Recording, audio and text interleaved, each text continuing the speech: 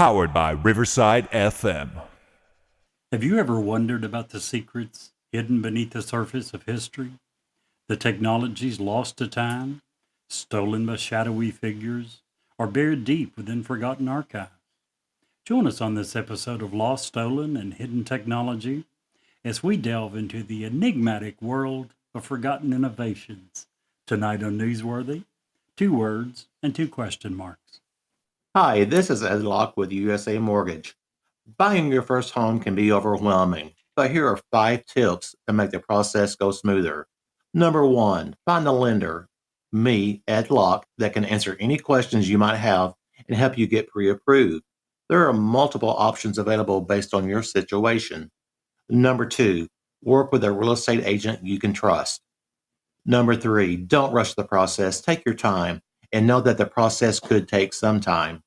Number 4, consider all the costs. Number 5, get a home inspection and review it with your realtor.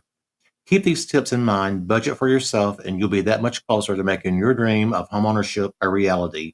So reach out to me at 502-680-0953. NMLS ID 448908, DAS Acquisition Company, LLC, doing business as USA Mortgage, NMLS ID 227262. This is not a commitment to lend. Additional terms and conditions apply. USA Mortgage is an equal housing opportunity.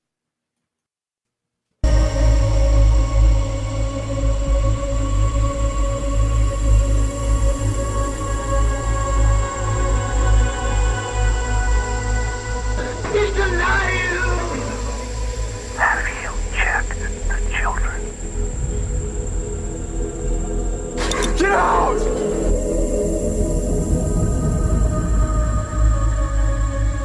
You have scoured the podcast world and finally found us, Newsworthy with Steve and Jerry, where we delve into all things mysterious, macabre, or out of this world, and decide if they are truly newsworthy. 2 words and 2 question marks.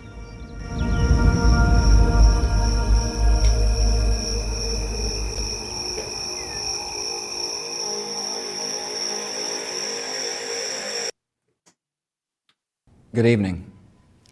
Today, our fellow citizens, our way of life, our very freedom came under attack in a series of deliberate and deadly terrorist acts. The victims were in airplanes or in their offices, secretaries, businessmen and women, military and federal workers, moms and dads, friends and neighbors. Thousands of lives were suddenly ended by evil, despicable acts of terror. The pictures of airplanes flying into buildings, fires burning, huge structures collapsing, have filled us with disbelief, terrible sadness, and a quiet, unyielding anger. These acts of mass murder were intended to frighten our nation into chaos and retreat. But they have failed. Our country is strong. A great people has been moved to defend a great nation. Terrorist attacks can shake the foundations of our biggest buildings, but they cannot touch the foundation of America. These acts shatter steel, but they cannot dent the steel of American resolve. America was targeted for attack because we're the brightest beacon for freedom and opportunity in the world, and no one will keep that light from shining. Today, our nation saw evil, the very worst of human nature, and we responded with the best of America, with the daring of our rescue workers, with the caring for strangers and neighbors who came to give blood and help in any way they could.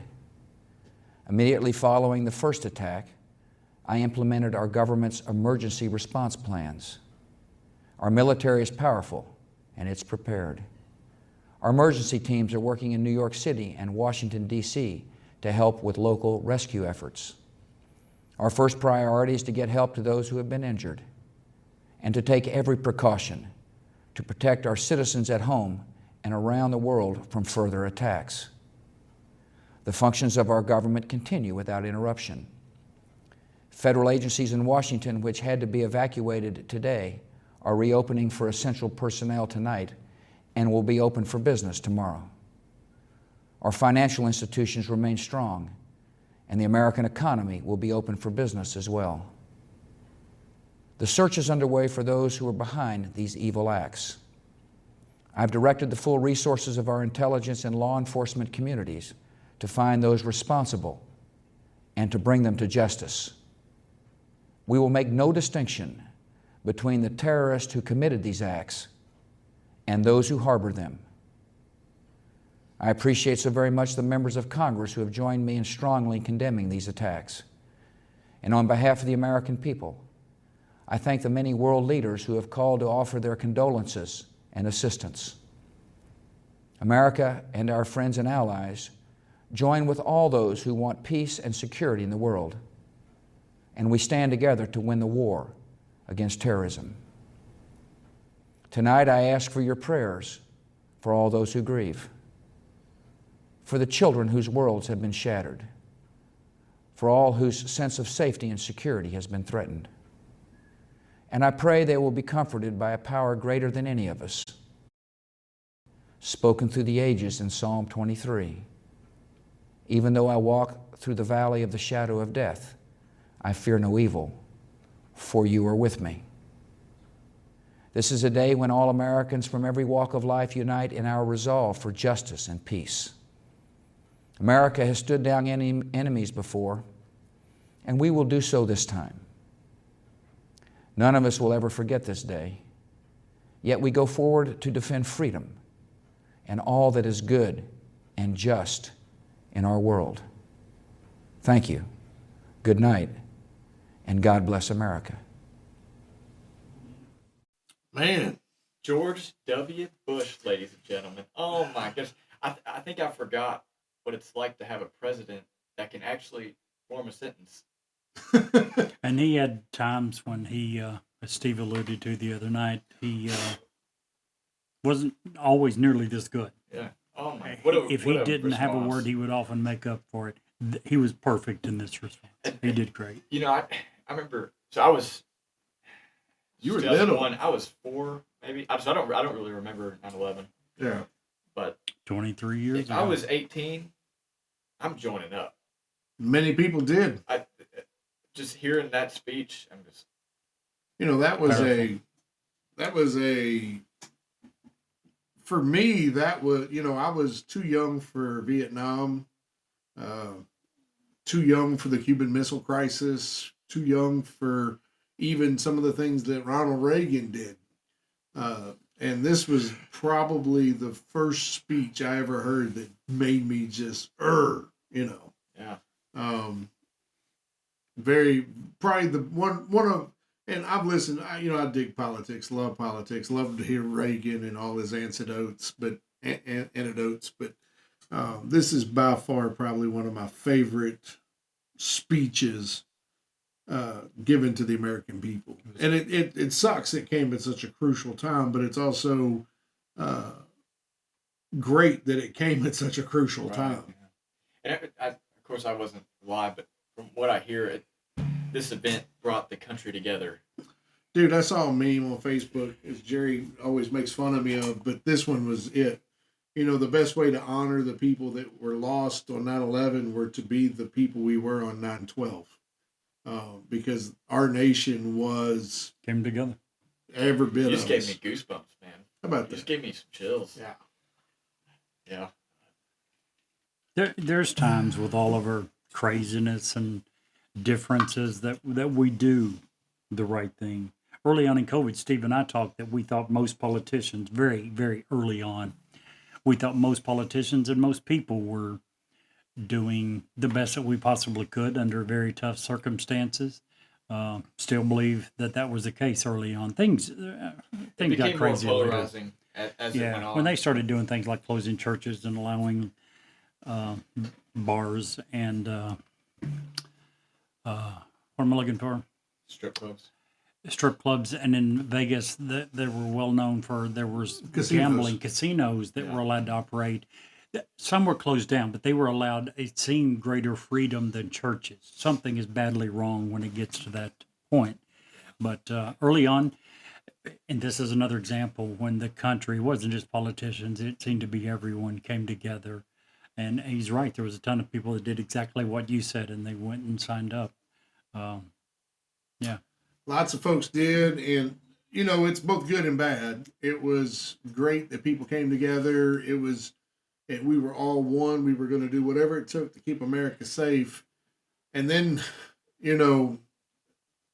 we did whatever it took to keep America safe, which, to this day, one of our regular guests and myself happen to agree, and I think even Jerry's in on this boat. Even Jerry. That the Patriot Act sounded really good at the beginning, but I long said that. yeah, but it very, very The Patriot quickly Act did away realized, with more American freedoms than we Yeah. probably ever lost at one particular time yeah, point. ever. absolutely. So All in the name of what we perceived to be a small amount of security. Yeah. We were so willing to give up so many freedoms that it's horrible. Clay is the friend you're talking about, Clay Yep. Davis. Fear is the powerful. Motivator. Yeah. It really is. And what that did is set up starting. We several months ago we did the show about the conspiracies about 9/11, and that's where that started. That started with the Patriot Act. Well, did somebody allow this to happen so that we could steal all? We're not going to talk about that today. Yeah. This is not the day for that. That's why we didn't do that show on 9/11. This is about the Yeah, people lives were that died lost. that day, and the people that are continuing to die. There anyone who inhaled that dust is still they were children at this point, but if they got caught in that dust, it severely affected their lungs and their ability to breathe and so much stuff. But yeah, that particular that was a day I'll never forget. I mean, I remember to the minute what I was doing, when I was doing it, and Absolutely. from the minute it happened to the day I got home. So It's an event, obviously, I wish never happened, but I wish I could have experienced it when I was older, just to. well, let's pray you never have to. No, I hope I. No, okay, no, I mean, yeah. It cost. 'Cause I don't remember any of it. I don't remember anything. And I remember going to school with people who remembered it happening. I don't know. I don't know what it was. And you were how old? So this was 2001. I would have been 4. I mean, some people's memory goes back that far. Mine does not. Mine does not. The vast majority of our memories does not go back that far. And I would even wonder for those kids who said they remembered it, possible. It's also even more possible that they remember people talking about it later on, which we often confuse, as we tend to do many memories, much less going back to that age. But the vast majority of us don't remember at age 4. So on to a better, lighter topic. Lighter, yeah. We definitely want to give her props, and there will never be a September 11th. I won't play that speech on air or somewhere. Yeah, what a speech. Yeah. Yeah. Thank you for playing that. You're that was welcome. awesome. But we are officially live on our podcast on Twitch for the first On time. Twitch. Welcome, Twitch. Hello. I've been begging my wife to log on so she could watch us, but she still hasn't. So. And see your pretty face. See, you are the only reason we would. I mean, you're the only one here that has a face for Twitch. Me and Jerry, we're gonna be sitting here looking at you the whole time because we ugly. I used to work with this guy at CarQuest, man, and I'm hoping Jeff Pike's still alive. He was a great dude, but he was an old country boy from Eastern Kentucky, and I'd come in every day, and I did one job. I came in and I put the truck away and I went home because I had another job that was in the beginning, and that one was in the center. And I'd walk in every day and there'd be Pike sitting. Man would wear shorts, a polo shirt, and he'd have those loafers on with no socks every single day. And he'd be like, hey, Pike, what you doing? He'd be like, oh, it's hot. Me fat. You ugly.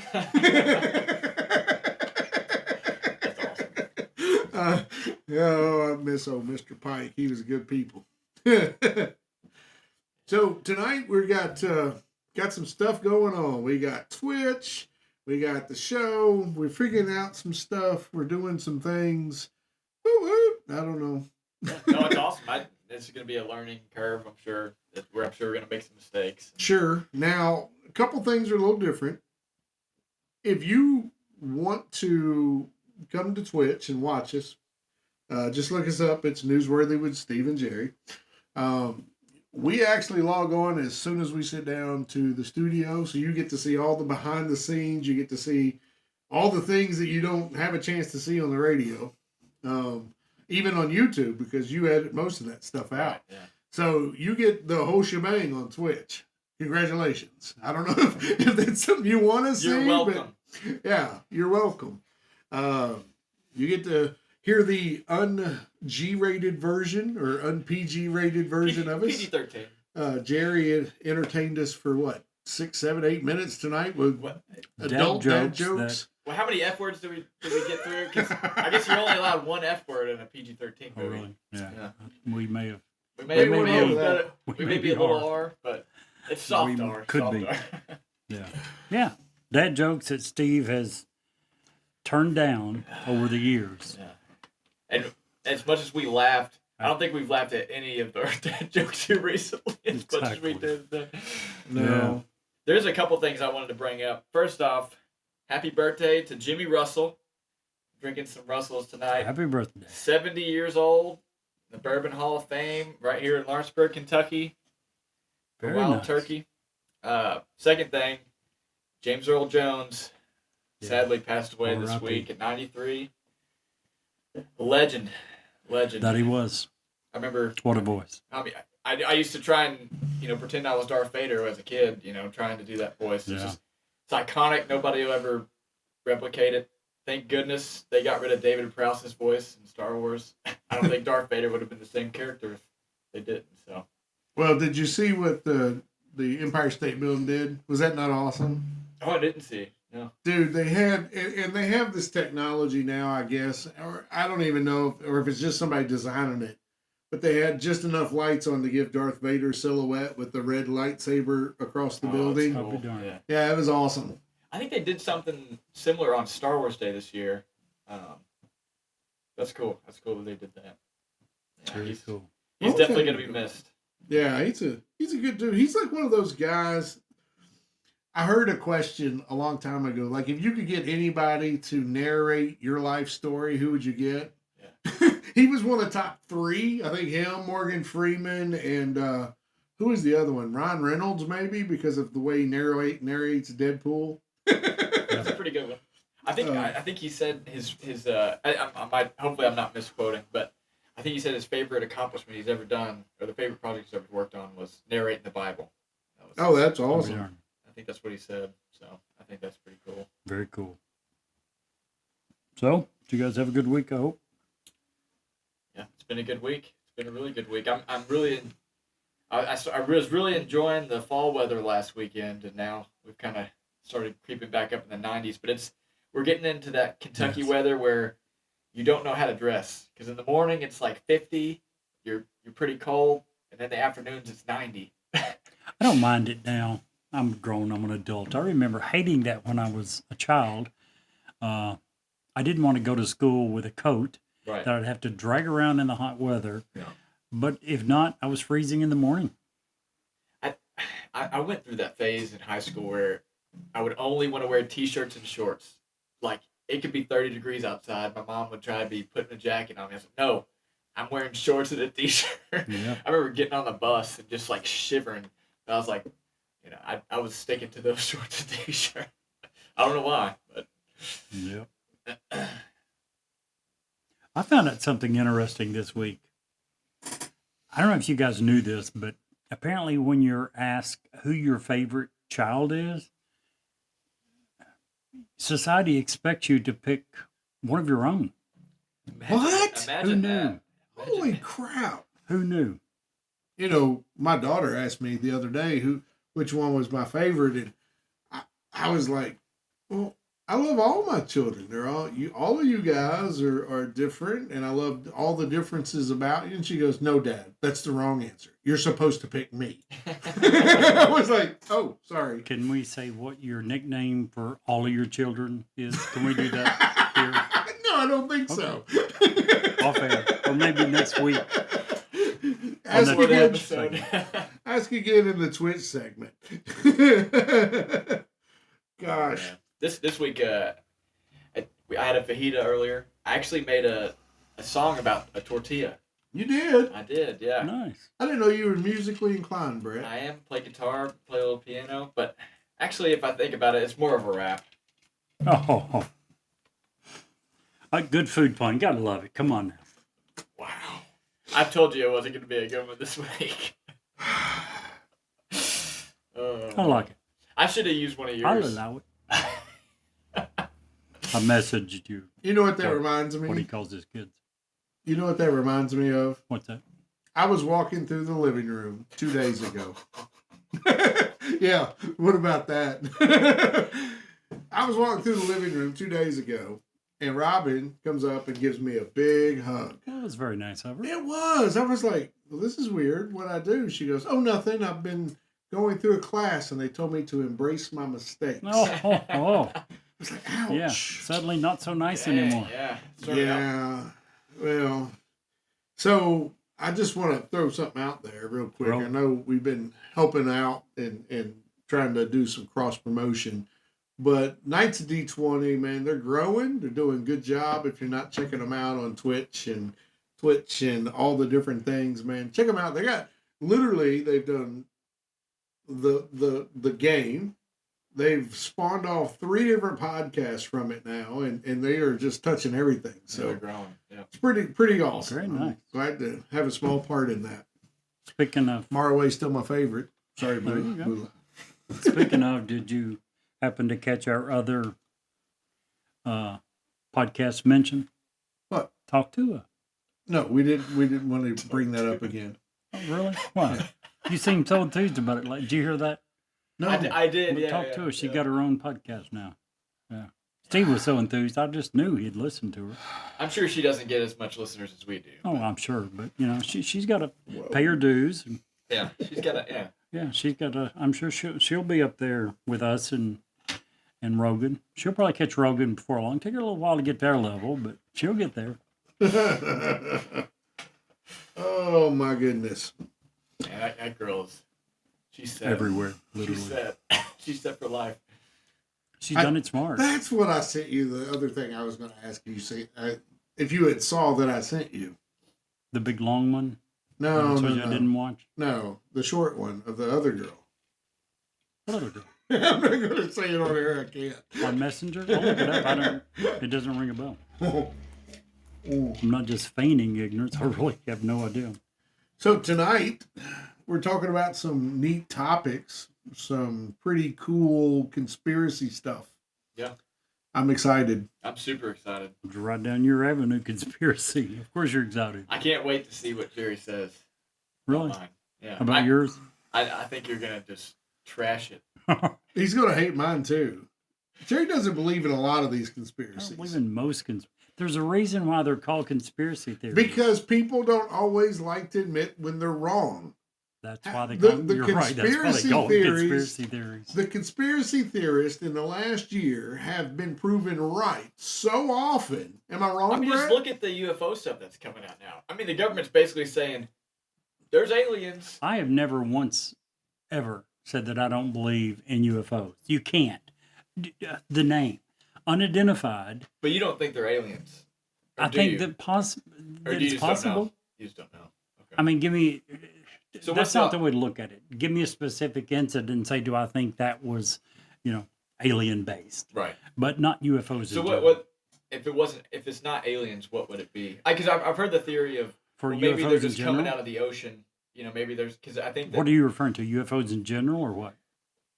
just the stuff that we can't explain, like that humankind can't, like they can't you'd create have a to give me- spacecraft. Like, I mean, you have to can't give me a think- specific example. If you're talking UFOs in general, I think that the vast majority of them are explained. like the Phoenix Lights, for example. Oh, there's no explanation. None. Just zero. If you listen to some of our new encounter episodes, by the way, since we're plugging, Yeah, was it last week or 2 weeks ago? 2 weeks ago we had our first alien encounter. Yeah, because that was very similar to the Phoenix. Very Lights. similar. Yeah. And so encounters is something we do every Monday. It's a very short, small podcast, kind of a mini-sode. Really fun. Usually runs between 12 and 15 minutes. You guys have to check those out.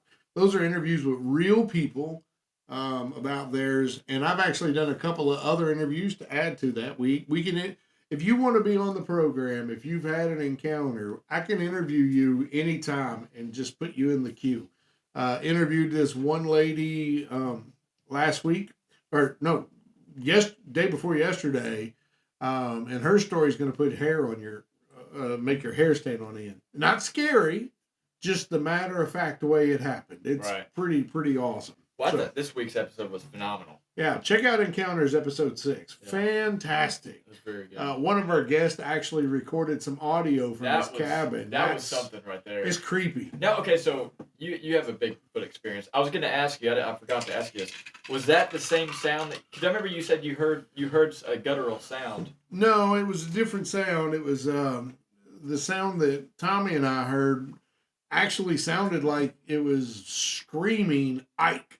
And I know that's right. I remember you saying that. Yeah.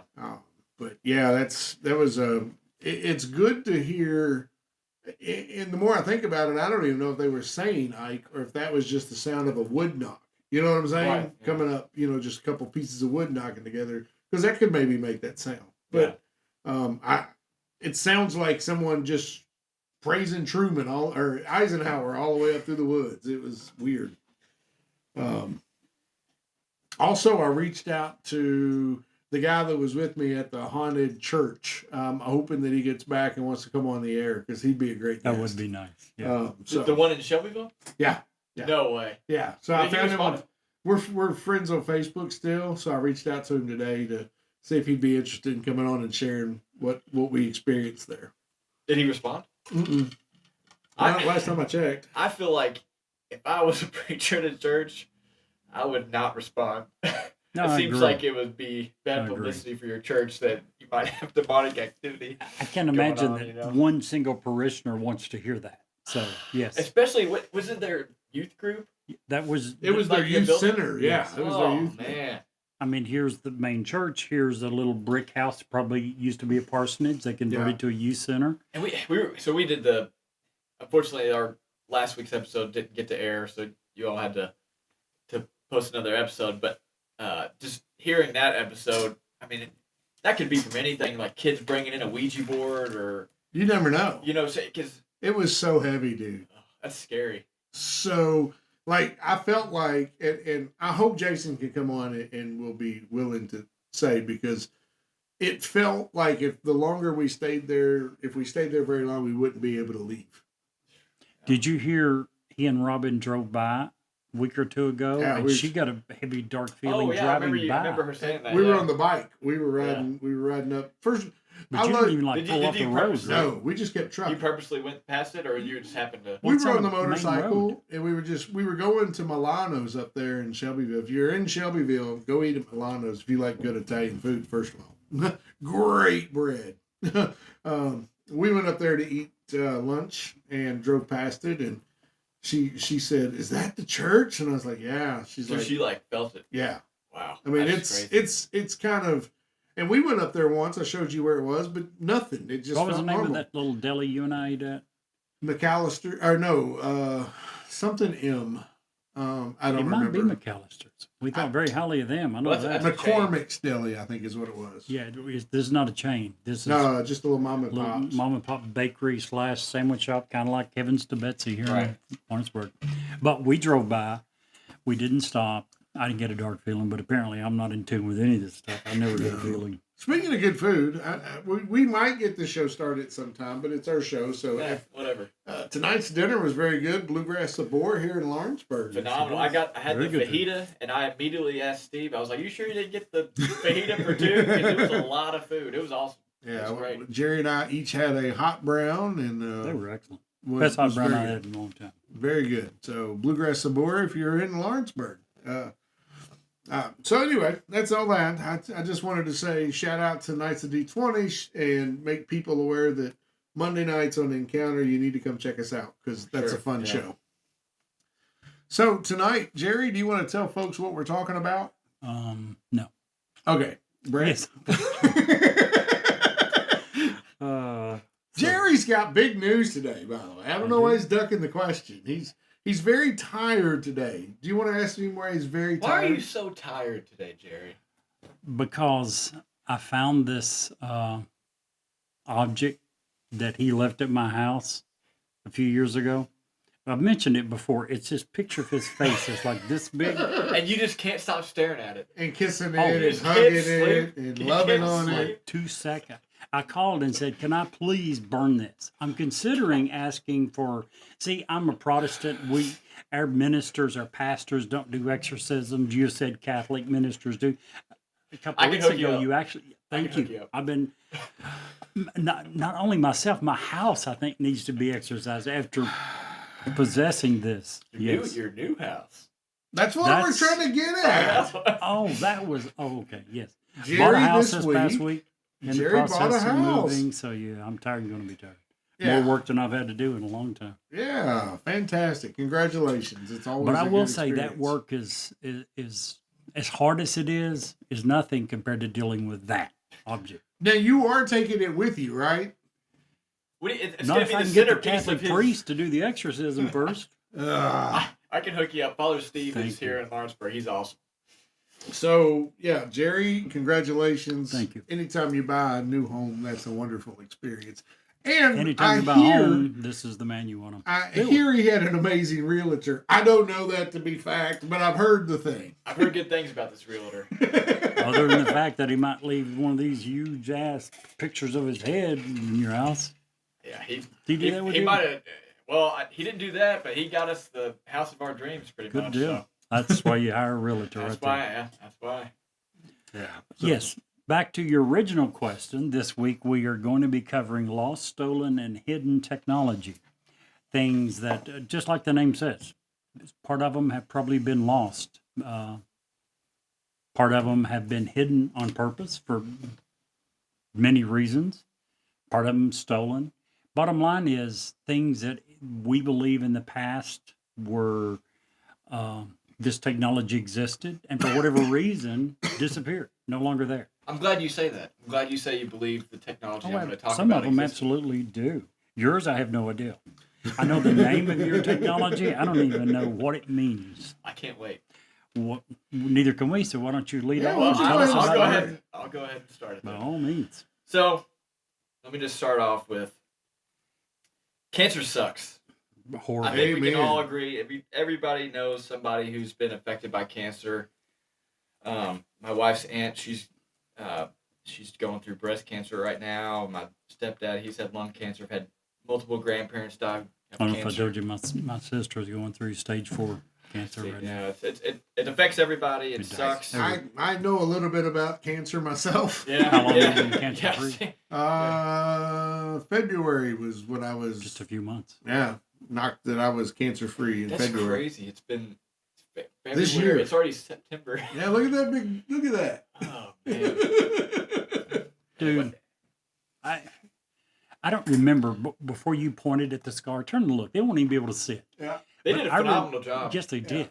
I don't remember the last time I looked at you and noticed it. I until you don't think pointed I've it ever out. noticed it until you just did it. Yeah. Well, no, I did originally. Cause I mean, yeah, of course, yeah, It was yeah. big. They did a terrific job. Yeah, Good the surgeon that did it was, and let me give him some props at UK Marquis Cancer Center. His name's Dr. Awad. Which they're awesome. He really is. Dr. Awad came in and he's like, he raised me up and he said, "Okay, you got a big neck." I'm like, "Thanks." He's like, "But there's lots of lines, and we're just gonna cut right in them lines and try to keep it where you don't You have a can't big tell at scar." all. So Yeah. did. And I actually, this is 3 different surgeries. So, and he just kept continuing the That's same amazing, line to yeah. make it so it wouldn't just mess me all up. So, And it's not, like we're saying, Yeah. and we mean every word, it's not noticeable. But if it was the most horribly disfiguring scar in the world, small price to pay to be cancer free. Yeah, absolutely. for sure. Absolutely. So, anyways, cancer sucks.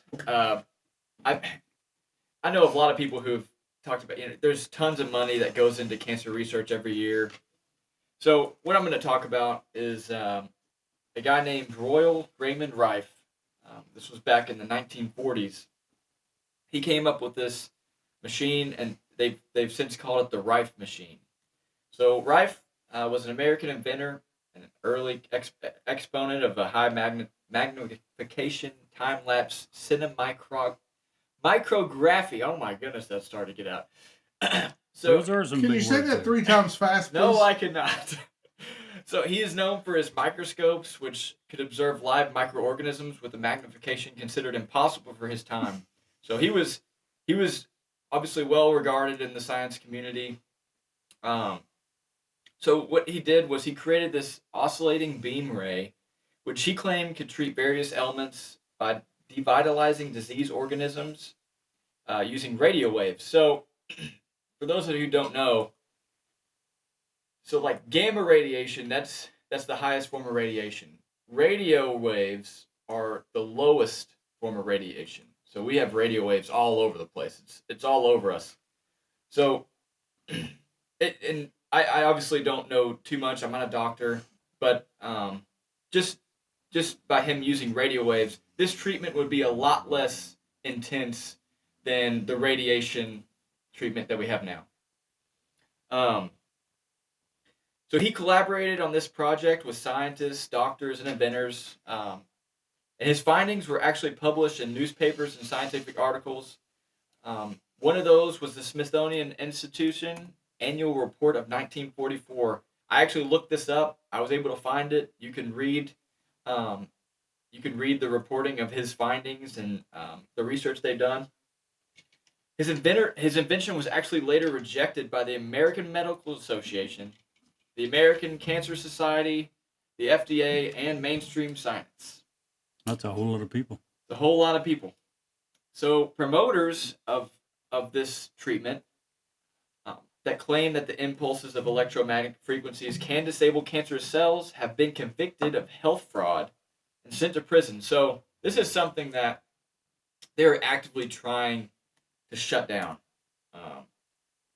And of course, we don't want to, I don't think anybody wants a false treatment to get out there to give people false hope.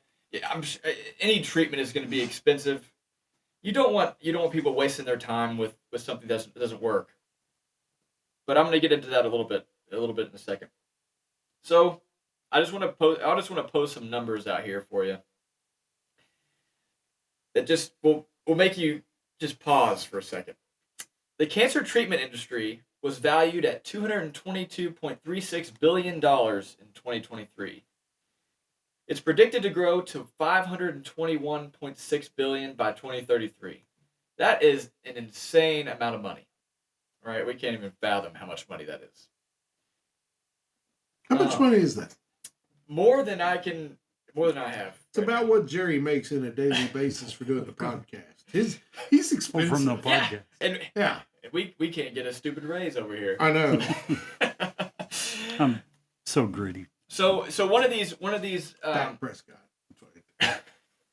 Do what? You're the Dak Prescott of the podcast world. $250 billion. Over. Yeah. Dak Prescott. $260 million was his contract. That'd be nice. Wouldn't it though? Sorry to I wish I had that much money. Actually, you know what? I wish I just had $5 million. Then I'd be set. Yes, I'd rather have $5 million than that. Have you ever calculated your salary and was like, hey, I wonder what I'm going to make if I saved every penny? And sure. Yeah. It's sad. Especially when you look at Dak Prescott's contract or Tom Brady, the Kelsey brothers, the amount they got for their podcast, Joe Rogan for his podcast. Yeah, it is. Yeah, I'm not going to make $2 million at my job. I'm an engineer. Anyways, so one thing, so the American Cancer Society, so it's a well-known organization. Most of their money actually comes from individual donations or monthly donations to provide services for cancer patients and caregivers. So the American Cancer Society back in 2021-22, I couldn't find any more recent than that. They raised $7.32 billion, which is a lot of money, just from individual contributions.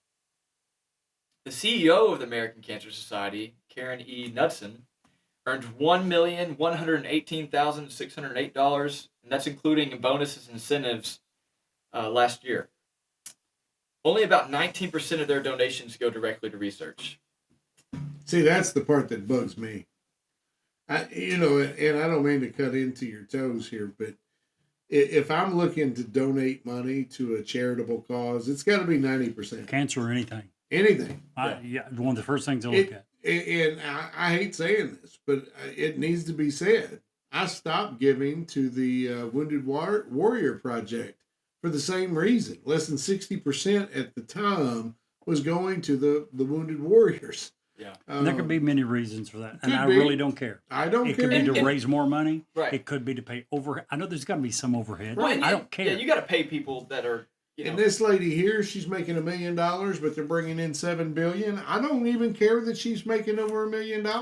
But I care about the percent that goes to the percentage that people. goes to the people who Totally I'm trying to donate money to.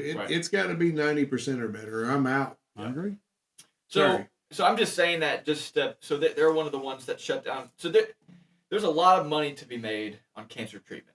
A lot of money. And a lot of this money is repeat, even people who go in remission, a lot of them have to get more cancer treatment later on down the road.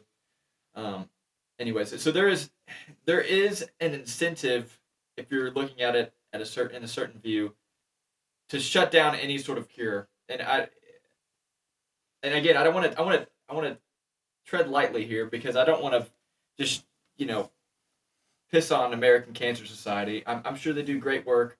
But if there is, and I'm going to get to it in a second, if there is a possible solution to this disease, I feel like we should test it out.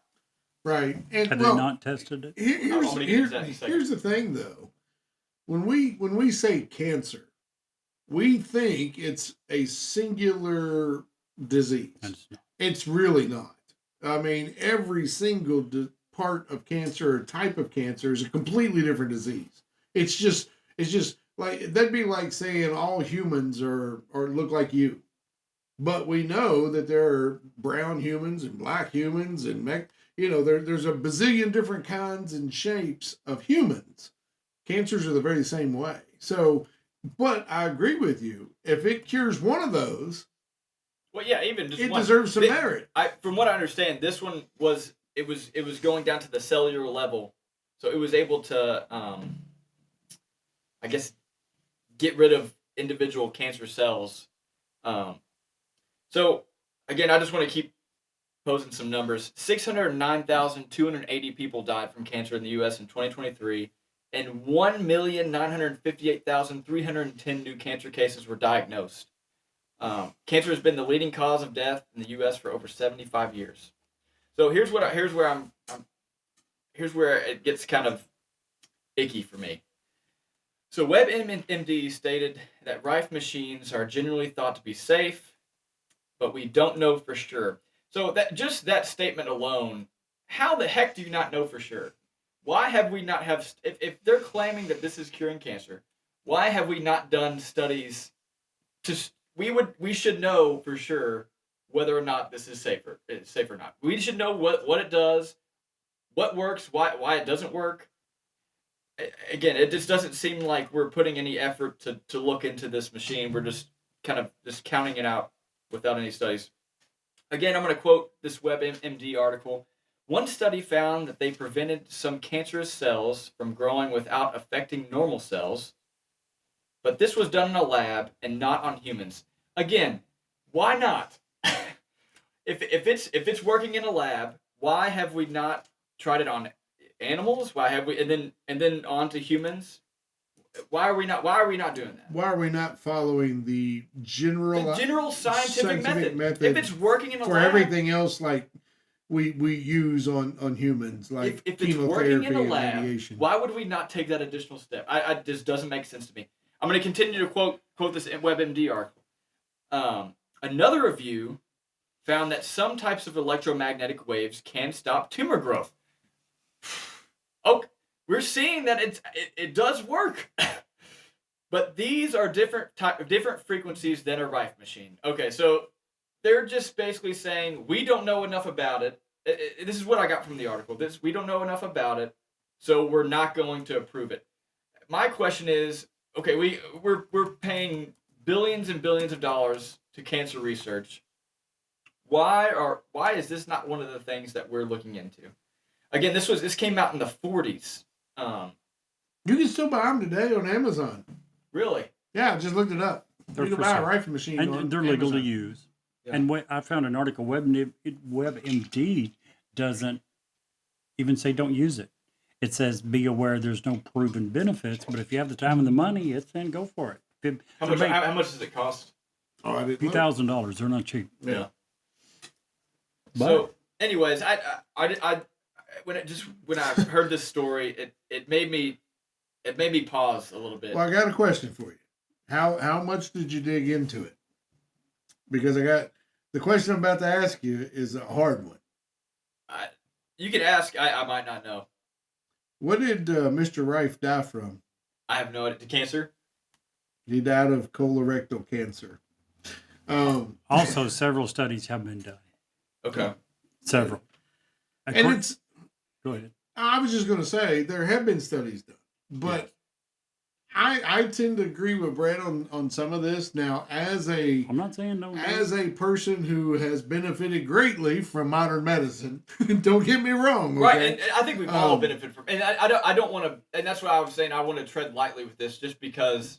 I mean, like you were saying, if we get sick, if my like I've had my appendix taken out, when I was like, hey, I think I have appendicitis, I didn't just say, well, I'll just see what happens.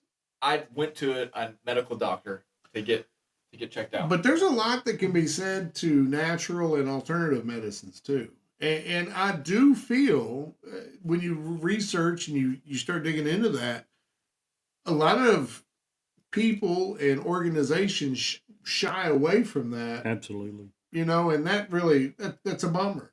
Well, I think too, I think one of the things that kind of got me interested in this topic in particular, I've just seen what the modern treatment does to people. It seems like a lot of the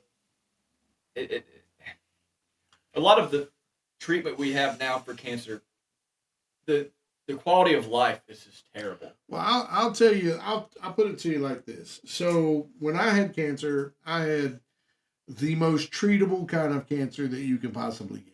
Okay, even though it had progressed and it had grown and it had spread to my lymph nodes, still very treatable.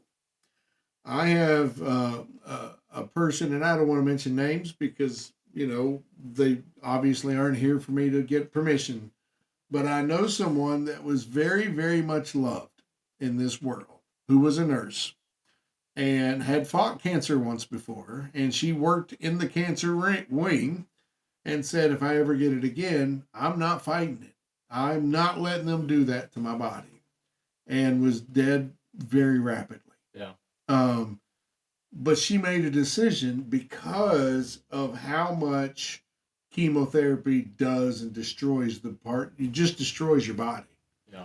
It is a blanket approach to a very specific problem. What was you going to say, Earlier, when he was talking about how horrible the decision was, I was thinking, I've heard of several people who go along with what you say. By the time it gets there, death is welcome. Yeah. They need relief. And at that point, it's much or more so from the treatment than from the disease itself. Yeah. What it does to you is literal hell. Between the treatment and the disease, it puts you through hell for years sometimes. We talked about this a lot on that episode we did before we switched formats when we were talking about assisted suicide. Yep. Cancer's on that list, man. I know it's against your Catholic belief, but man, I believe people have the right to. We do this for our pets. There comes a point when we say, you've suffered enough. There's no hope. There's no cure. I'm not trying to go against your religion, but I'm not trying to bring religion. No, I mean, everybody has beliefs. It is a. I don't know. Yeah, this is probably not the platform to talk about. Right, but it's just one of those things. If there are studies that show that in 1% this could possibly help, why would you not? Yeah. Before you, as an example, even in mine. So the final treatment that I had to take was I had to go on this stupid diet for several weeks, which big sacrifice, right? Compared to what some people have to do. It messed with my brain though, so bad. Well, I remember. Yeah. You were struggling. Yeah, I was struggle busting. So when I went to the doctor and they gave me the pill, like they scanned me with a wand before I took the pills. I took the pills and immediately, as soon as it hit my, was going down my throat, they scanned me with a wand and they were hitting me at the Geiger counter and it was like like I was in nuclear wasteland. It was like, holy crap. He's like, yeah, it works fast. I'm like, no shit. And fortunately, again, most treatable kind, very direct, very, hey, we're attacking this one particular thing. Somebody who has cancer that's spread from their stomach to their kidneys to their liver, they don't have that option. Yeah. So why not explore every... Yeah, it just seemed like when I was reading that WebMD article, it didn't seem like we had done. I mean, I'm sure we've done studies on it. It just didn't seem like we've dove into it enough. That's all I'm saying. I don't know, and I've tried to find out more, and haven't been able to find it with the research that I've done in the last 5 minutes. According to this WebMD article, I don't know if it's the same one that you're on. It says this didn't stop some marketers from promoting the machine starting during the 1900s. The American Cancer Society soon debunked their claims with a published study. I have looked into it and I can't find that study. I also found an article from Cancer Research at UK. And in the summary at the top, they list 3 things: that it uses electromagnetic frequency. Supporters claim that it is that by using the frequency, it's similar to the frequency that cancer cells. It's similar to the frequency of cancer cells, and then it can cure cancer. I'm not sure what that even means. Number 3, there is no reliable evidence that it is a treatment for cancer. Whenever they're talking about waves, microwaves, brain waves, what they do is they match the wavelength of whatever it is they're trying to kill, and then they attach those together, and then they ramp it up. Okay. It's the same thing that I was researching for a future episode of mind control or subliminal messaging. They do it the same way as that. But anytime that there's a lawsuit, when somebody like your guy, Mr. Rife, says, hey, this works, then they prove that it doesn't, then there's a lawsuit. There's bound to be a lawsuit when they've already said it doesn't work and I've spent all this money to do this thing that doesn't work.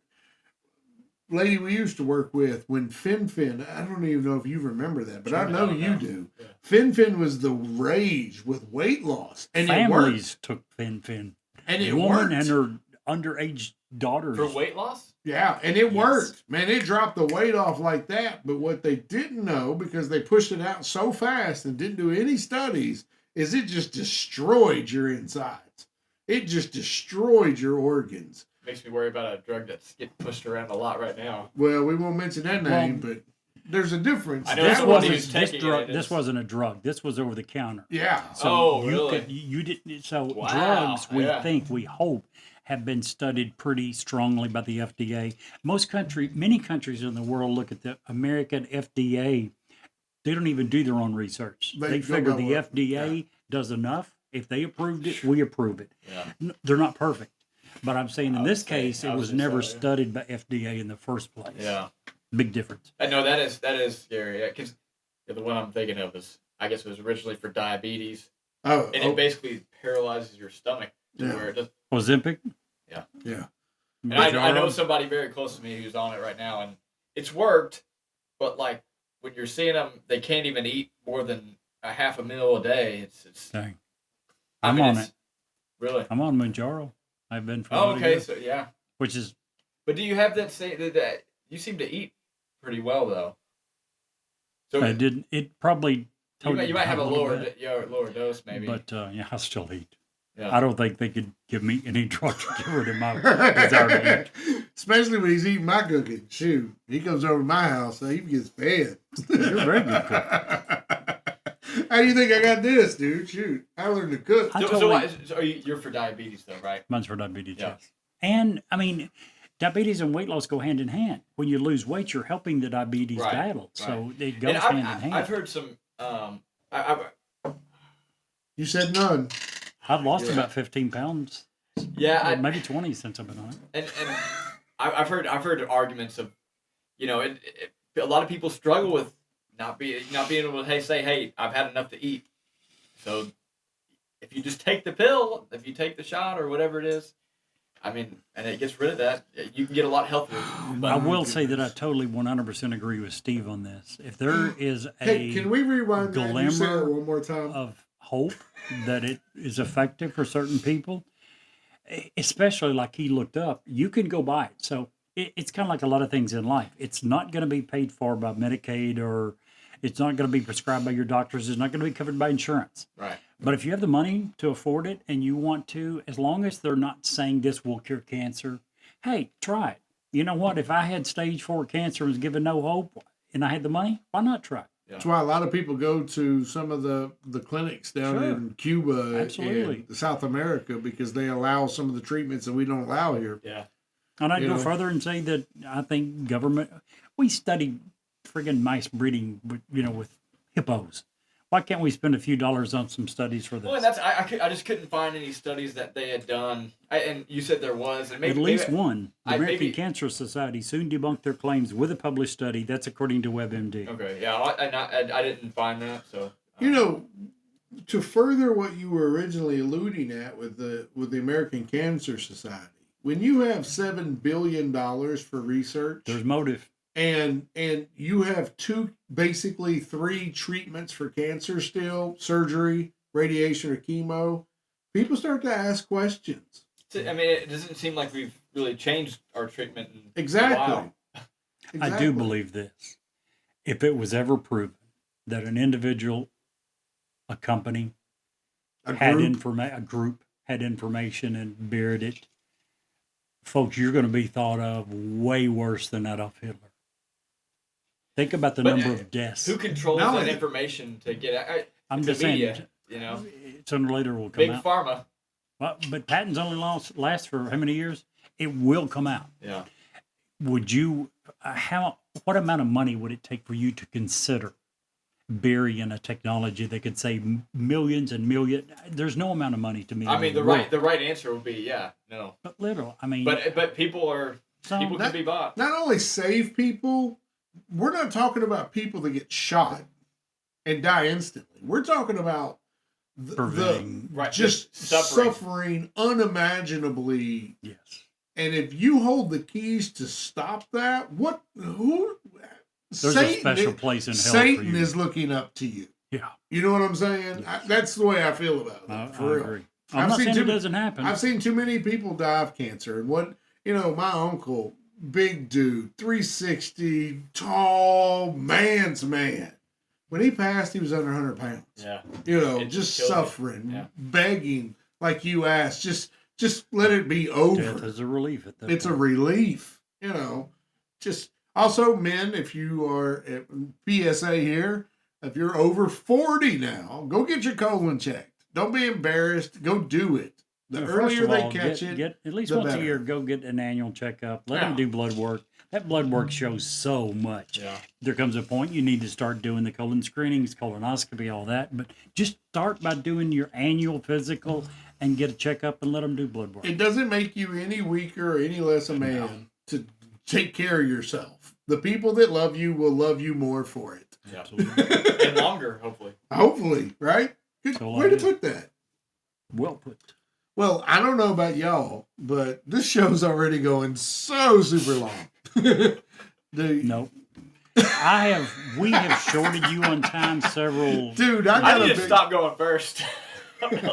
Well, no, it's a great topic. It was. There's nothing wrong with that. And it's our show. We can how many do minutes are we want. into the show? Right now, 54. Does that include the initial Twitch, or is that just 50? No, it's just since my computer crashed. I'll go and I'll do it short on one condition. You have to do yours too. Well, yeah, mine. Well, probably ought to need to let mine go because mine. Go first, then go. Yeah, because mine actually. Yours is like one of the biggest. Mine doesn't only involve a technology; it also involves murder. It involves. Yeah. This is a big conspiracy. It's kind of a big conspiracy. Lead on, McDuff. So what I want to talk about today is the water-powered car. Now, technology is out there today, even that says that this is feasible due to, and I'm going to get in technology very quickly that it's over my head. So I want to be honest and upfront. The article that I'm talking about is coming from Gaia. If you guys have any idea what Gaia is, it is a website that caters to the conspiracy minded. I thought it was that tropical fruit. No, that's what I'm drinking. By the way, that is phenomenal. Oh, that's guava, not Yeah. Gaia. No. Gotcha. Gaia kind of leans toward the unexplained, but you can find this information on multiple websites. This is the most complete one that I found. So I just want to put it out there because it is coming. The direct information that I'm having tonight is coming from Gaia, and some people would suggest that that's not a reputable website to pull it from. So that's why honestly, I put it out a lot there. of people say that Wikipedia is not a reputable site. So. I A know, lot of but people say that. if there's an issue, I just like to bring it out. When I was in the college, open. you could not quote from Wikipedia. Yeah, Really? I had the same thing. Robin can't do that either. So basically, I'm just going to read. This article was actually written by Tasha Shane. It was published on January 11th of 2020. Give credit where credit's due. So, and I'm only going to take out pieces because we are. Stan Meyer came out with a water-powered engine. So since the beginning of the Model T, we've had internal combustion engines that have fired. It's had oil to lubricate and gasoline to fire it. We have technologies now that involve hydrogen. We have technologies now that involve electric, direct current. We have technologies that are hybrid or a mix of those. We have flex fuel. We have all kinds of stuff. But the number one resource on the earth is water. It's super cheap. Yeah. So the goal here is to come up with an internal combustion engine that could run on water. And this guy, Stan Meyer, did just that. Now his car, and I'm using air quotes, is basically a Volkswagen dune buggy, is what it looks like. By the way, I would love to have one of these, even if it just had a regular engine on the back. These looks like so much fun to drive. The problem is Stanley Meyer, who came up with this particular car, was murdered shortly after he patented his breakthrough. So Meyer's invention promised a revolution in the automotive industry. It worked through an electric water fuel cell, which divided any kind of water, including salt water, into fundamental elements of hydrogen and oxygen by utilizing a process called electrolysis method. Again, already over my head. I'm not an engineer, bro. Well, and just right off the bat, hydrogen and oxygen are highly combustible. Exactly. Highly combustible. And your byproduct, a lot of the hydrogen cell, Toyota is really big in the hydrogen cell motors right now. Their only byproduct is water. So, despite skepticism about the legitimacy of a car that runs on water, Meyer was able to patent his invention under Section 101 of the Subject Matter Eligibility Index, meaning he proved to a patent review board that his invention worked reliably. So this is in front of a patent board on the United States Patent Office that he proved that this happened. This isn't hearsay. This isn't Uncle Bob saw Cousin Joe's nephew, sister, uncle with a car. Did he actually get the patent for this? He did. So you can look it up then, because You should be able all to look it patents up. are. If Sure. it hasn't been buried. No. You don't understand. Right. No patents are buried. Okay, good. Here's the idea of a patent. You have to make it public to say this is what we're protecting. Okay, good. Right? That's what a I'm patent looking does. for it right now. So Meyer's water-powered engine was the result of 20 years of research and dedication. And he claimed it was capable of converting tap water into enough hydrogen fuel to drive his car from one end of the country to the other. His invention was mind-boggling and promised the future of non-polluting vehicles that could be refueled with a garden hose. today, the average consumer is itching for alternative fuel vehicles. Again, we talked about them. Hydrogen, electric, hybrids. They're all out there. Basically, according to statistics, cars release approximately 333 million tons of carbon dioxide into the atmosphere annually, 20% of the world's total. Of course, these condemning statistics could be eradicated if automobiles were able to run on alternative fuels, which begs the question, why aren't they? Who wouldn't love this idea? Well, here's where we get to the conspiracies. For starters, it's the petroleum industry. Meyer and other alternative transportation inventors were up against copious amount of monies from big oil. Exxon, the world's largest publicly traded oil and gas company, reported earnings in 2018 of $76.61 billion. That's one company. And it is only one of many oil companies that not only wield tremendous political and economic power, but also the power to influence public opinion. According to these critics, they're willing and able to quell inventions that threaten to reduce or eliminate the uses of fossil fuels. The oil industry, for another show, I want to also point out that some people are now claiming that oil isn't actually a fossil fuel. It's naturally occurring. Just throwing that out there. All fossil fuels are naturally occurring. No. It's not directly resulting from dinosaurs, which most people think that oil is from now. That's not what fossil fuels means at all. No, I understand. That's where people believe that the oil reserves are from the dead dinosaurs. Anywho.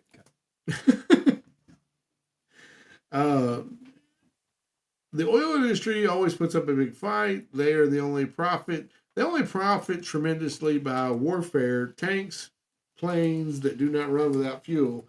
But they also have been instrumental in instigating wars to feed the world's most destructive addiction.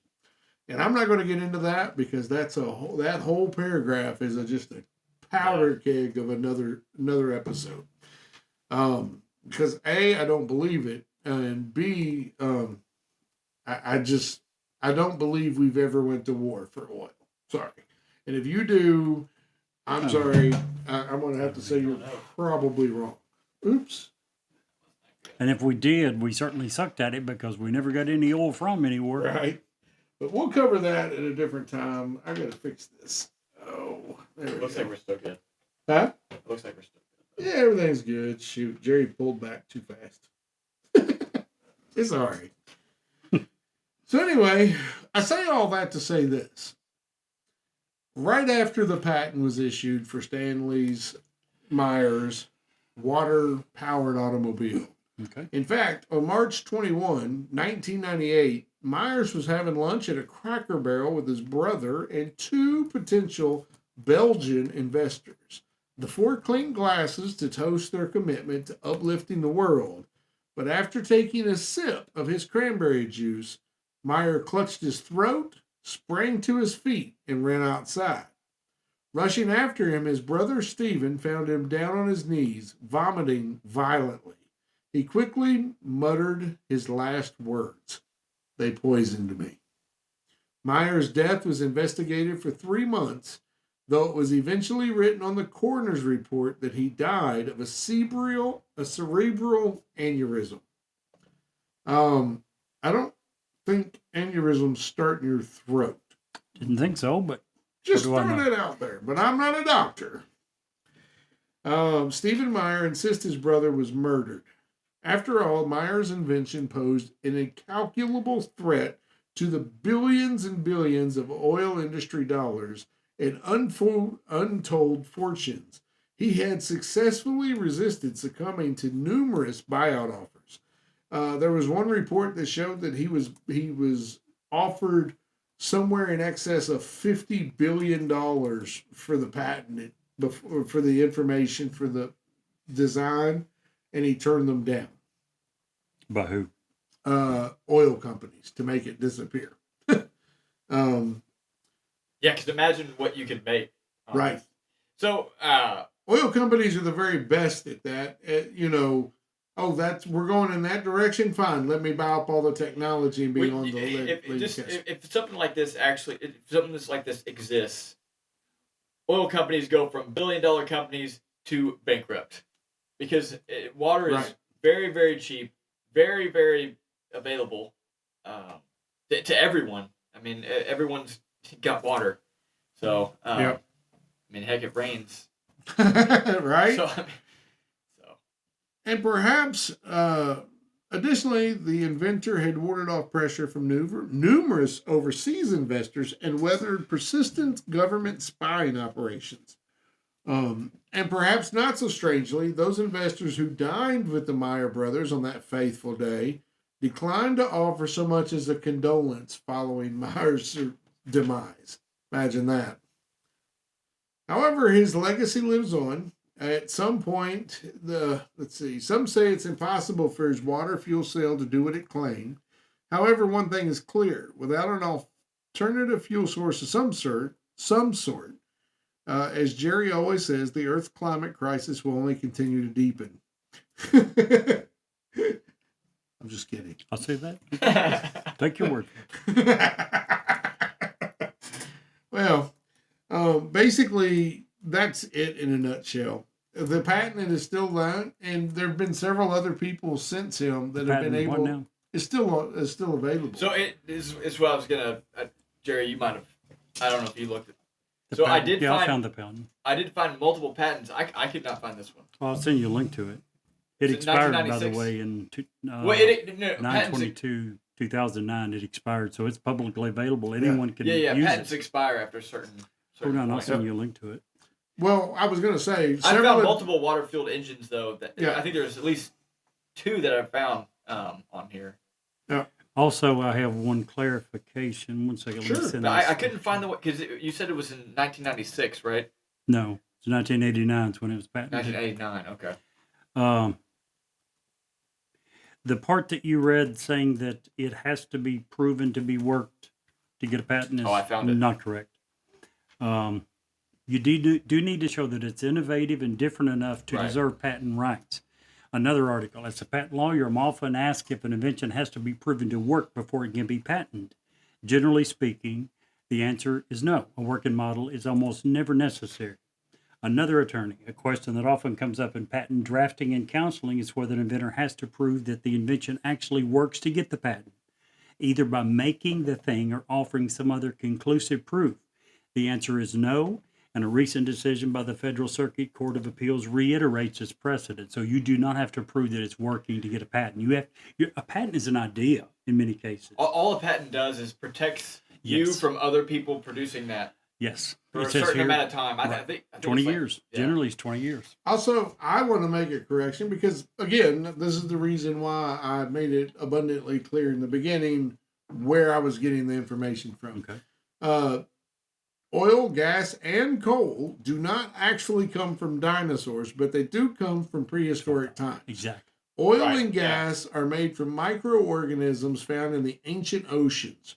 As tiny microorganisms such as plant, bacteria, algae, plankton die, they are covered up by the ocean floor. One of the most widespread beliefs about fossil fuels is that these substances started out as dinosaurs. That is a total myth. I just wanted to make that clear. Yeah, I was gonna say something about that.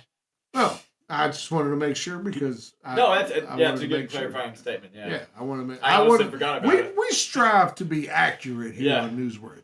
Wait, when you said that, I made a note in my head to say something, but I'm just gonna let you finish first. Well, that's what we got about Stanley Meyer and his. I'm not saying it doesn't work. Well, if it makes sense. And this is something that I don't understand why Elon Musk or somebody like that would come up. Like, electric cars are great, whatever. There's a lot of issues with them, obviously. The infrastructure for them. The reliability, longevity. The raw materials that it takes to... It's terrible for the environment. Which is why Toyota is focusing their efforts on hydrogen vehicles. Yeah. And so... A hydrogen vehicle is not so dissimilar as a water-powered vehicle. This is something... Water is made up of hydrogen and oxygen. Both are very, very combustible. I think the combustibility of water, of hydrogen and oxygen would be the only reason why I could see somebody not going with something like this, because it is so combustible that you're basically a walking bomb, or you're a driving bomb. Well, let me just clarify one thing you're saying. Hydrogen, very combustible. Oxygen, not so combustible. But what it does do is allow whatever it's in burn hotter and faster. Right, yeah. I thought pure oxygen was combustible. It only... I mean, it is, but... It is, but as a adjutant, I used to do home health, and we would tell people all the time, the oxygen itself is not combustible, but your hose going into your nose is. So if you were smoking a cigarette with a oxygen hose in your nose, it's going to melt. So the hose burns, but not the oxygen? The oxygen helps the hose burn faster and hotter. That's what oxygen does in an engine. Why don't they make the hose out of something that's not flammable? That would make sense. What? It would also be very expensive. You should do a patent for that. Probably should. I can't imagine a lot of people walking around with a metal hose in their nose. I'm just saying. That's the only object that's not flammable? No. There's a lot of materials that are flammable. Anyways, yeah. No, that's a good point. That's a good point. You know, that's what we were always trained to teach. But the hydrogen is very... Hydrogen.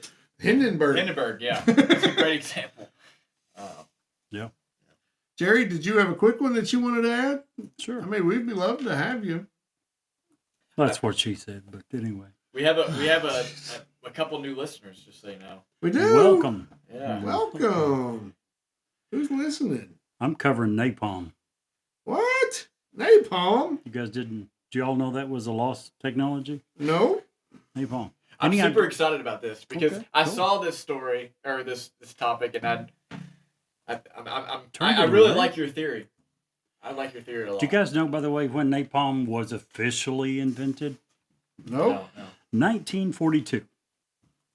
Any idea where or why? The premise behind it. I'm going to 1942. Guess. I don't know. I'm going to guess it's Nazi Germany. There you go. World War II. We were looking for weapons, basically. It was invented in a secret laboratory at Harvard University. It was developed for the United States Chemical Warfare Service. It was used extensively in the bombing campaigns in World War II. Think about napalm. We invented this, and what did we do? We just went over. I'm sure we targeted armies, but when you start literally spraying from planes, you're just covering large swaths of area, and it doesn't matter if it's men, women, children, infants. Napalm, we just sprayed it. Yeah, anyway, neither here nor there. It was used extensively in firebombing campaigns in World War II. Its potential, what do you got? Sounds important. What is it? Oh, I was just going to make sure he texted his significant other. I've seen the comments. Good ones. She's finally watched an episode or watching an episode. Nice. She did miss my part, so. She did? Yeah. Oh, let's not tell her about the dad joke you told them. Right, we'll keep that secret. Absolutely. We love you too much, Brett. We don't want you to Thank you, truly. We love you. I miss your face. But napalm. What's it like for your wife to like me more than she does you? Permission to backslapping granted. The potential for napalm to be coherently projected into a solid string that would carry for a great distance obviously resulted in widespread adoption very quickly in the infantry, tanks, and boats. But I'm not talking about it because it was used in World War II. Our topic, obviously, tonight is lost, hidden, and stolen technology. It turns out that the Greeks had something very, very similar, almost 1,300 years previously. It was known as Greek fire. It was a weapon used by the Byzantine or the Eastern Roman Empire, and it was used in naval warfare from the 7th through the 14th centuries. One of the primary reasons it was so effective was this stuff continued to burn on water. It was sprayed and it would burn on water. You could spray it on outside a ship, close to the bow line of the water. It would burn the whole of the ship from outside the ship. The sailors had nothing to do. No ability to put it out from inside the ship. It was introduced in 672 under the reign of Emperor Constantine. The inventor was an architect called, I'm sure I'll massacre this, Callistus of Helopius. Greek fire was used in the Great Siege of Constantinople and with success in their campaigns up through the 13th century. Now, the exact composition is still a mystery today. We can guess based upon what we have heard that it did, the way that it operated. We don't even know today exactly what it was made of. The recipe was a closely guarded state secret. Many historians believe that only the emperor and the house of Calenius, who invented and manufactured it, they believe that only those people knew the recipe of how to make it. It was believed that a petroleum-based substance is thought to have been the principal ingredient. It was probably added to sulfur or pitch and other materials. It's not clear how it was ignited, but quicklime was probably used. It was mixed with main ingredients at the last moment. Once lit, the substance was extremely difficult to extinguish. It normally needed sand or vinegar to extinguish it. Vinegar? Sand or vinegar. That's Apparently, so bizarre. vinegar. Yeah, I've never heard of that. Me either. The mixture was packed into siphons, which were mounted into the bows of the galleys of ships. The end result was something very comparable to modern-day napalm. Interesting. And I just lost my place. That's what old people You're right. do. You know what else old people do? What's that? Never mind. I'm not doing that. Yeah, probably a good choice. We're live now. We're on air. We're recording an episode. The use of incendiary materials in war isn't new, even going back to the 600 AD when this was invented. Many writers of antiquity refer to flaming arrows, fire pots, and other things that were used as far back as 9th century BC. In fact, the Greeks were credited with creating the first flamethrower around 400 BC. So the use of flame wasn't new. The ability to turn this into a liquid projectile that could be shot for long distances that burned on water was extremely new. This was very different. Yes. I was just going to say, can you imagine being a tribe that didn't have this technology and see this? I mean, you would use this and conquer immediately. We wouldn't, Yeah. we'd be Right, in awe. you would not be able to. Much like when they first came out with their first bombs in China, they were nothing more than fireworks, but they were enough to scare enough people into giving up. Right. You win. Sorry, didn't mean to cut you off. No. It's scary. kind of making the point. Yeah. This is one of the big reasons historians believe that the Roman Empire was so dominant for much of this time period that we're talking about. I was going to ask if you were talking about, because Constantine was the emperor of Rome, right? Right. Yeah. Yes. Byzantine sailors, which is the early Eastern Roman sailors, would toss grenades loaded with Greek fire onto enemy ships. They would also spray it from tubes that was mounted in the front of the ships. Its ability to burn on water made it an effective and very destructive naval incendiary device. Rival powers tried unsuccessfully to copy the material. Here's the description that was given by a crusader where he was in battle when it was used against them. Here's his description.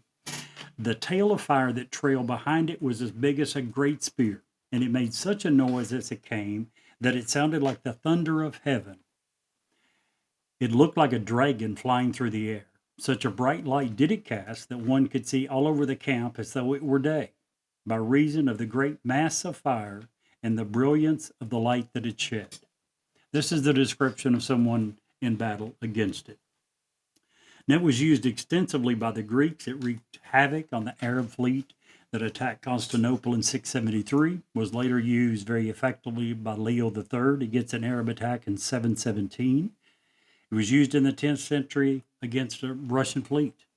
Its deadliness in combat, especially at sea, has been cited as the prime reason for the long survival of the Byzantine Empire in the face of many enemies. Now, it doesn't appear to have been used after the 14th centuries, and it's not exactly clear why. They don't know if the empire lost access to the areas where the ingredients were found. They don't know if they used up all of the ingredients they could find, or what they think most likely was that it was such a closely guarded secret.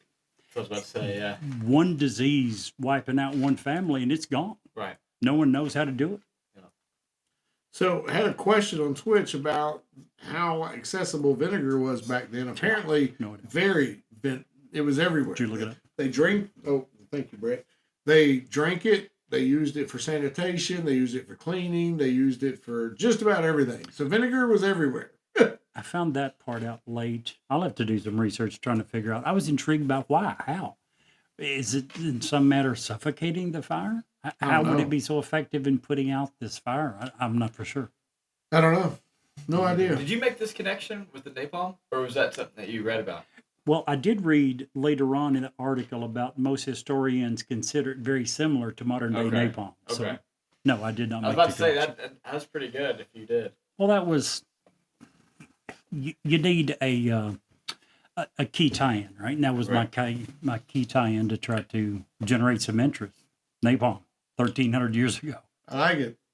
You know, that's a horrible thing, though, now. Vietnam vets that have had bred that or were too close to that have, you know, it created all kinds of nasty diseases in them. So, Another reason that I brought this one up, I kind of knew where you guys are probably headed with a subject called lost, hidden, and stolen technology.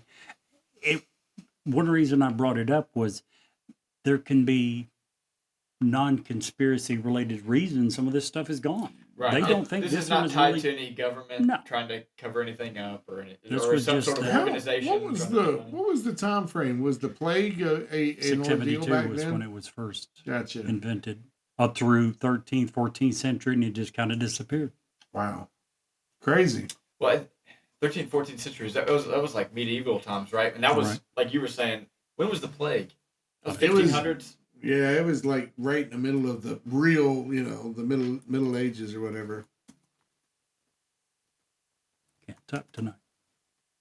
Shame on you. Mid 1300s, Oh, okay. So that would have been. Europe and Asia in the mid There you That would 1300s. have go. been right there. Yeah. Yeah. That plague could Wow, have killed yeah. the family that Good call. had the secret. It could have been that. But yeah, historians believe that it's far more likely that that's the reason than the fact. Well, yeah. that If you they- have something that's dominant, you're not just going to let that walk away. Yeah. if you lost the one area, you'd do everything in your power to take it back. Yeah. So Right. if you used all the resources, you'd start searching surrounding areas. So it's probably the plague or something similar. All right. So we're way long. So Brett, I just yelled that. I don't know why. You did. I'm sorry. You So did. Brett's topic, the Rife machine. And its More. ability to battle cancer. Does that need more or less news coverage? More, in my opinion.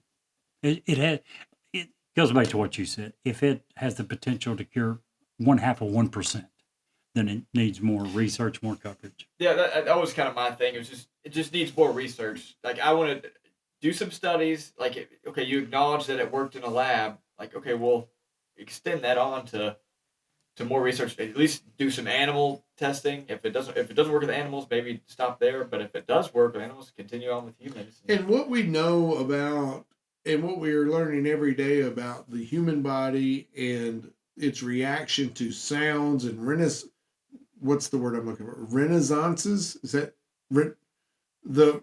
gosh, I can't say that word. The way that waves, either music or micro or The way it resonates resonates. within us. thank you, thank you. Whatever those interact with our body, like our body produces theta waves, for example, when it's trying to go to sleep. The more we learn about that, the more brilliant it is. So why wouldn't we not give it more attention? I'm with you. Thumbs up on the Rife machine. What about Mr. Stanley Meyer and his water-powered car? I'm going to give thumbs up just because I think this is if we could make this work, the great alternative. It's going to be super cheap.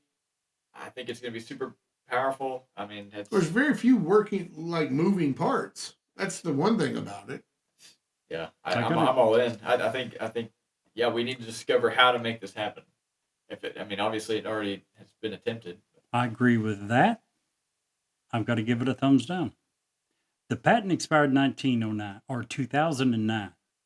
There's too many people that in an attempt to make a quick buck would not take that patent if it worked and suddenly try to manufacture it. The one name that comes to my head is Elon. I feel Why like wouldn't he have done something? I with feel it? like if he thought it was viable, he would have tried Yes. this. He has spent billions on electric cars. all his money goes to just things that he thinks is so good why for would he have humanity. used a free Yeah. patent that's free Yeah, I know. if I it agree. worked? I agree. Thumbs down. I do think that they should find out for sure if he was murdered. That's kind of a BS. Resonance. That's the word. I had to Yes. look it up as resonance. Yes. Yes. Yeah. The human body responds to so many different resonances. They're finding that out more and more every day. Jerry's Greek fire. Do we need to hear more about it? I don't know if we need to hear more about it, but I think it's cool. I think the cool connection story. is very cool. It's a cool story. We have invented the modern day form. We need to stop using both. Yeah, Right. no, I agree. So I don't think that. But I don't want to lose it again. So No, we don't want to lose it again. I mean, it's terrible. Most countries in the world have it now, so I don't think it's going to be lost. I don't think the plague is going to wipe it out. Yeah, so I think it's a cool story, but probably it's had its. Keep some vinegar just in case. There you go. In a bag of sand. Hey, you can either use it in the kid's sandbox or to put out some napalm. Whichever comes first. That was an interesting episode, but our journey isn't over yet. If you stay tuned, we have an exciting bonus story coming up after this commercial break. Hi, this is Ed Locke with USA Mortgage. When it comes to buying a home, the process can be overwhelming and confusing. With so many options, it can be hard to know where to start. That's why it's important to work with a certified mortgage loan originator.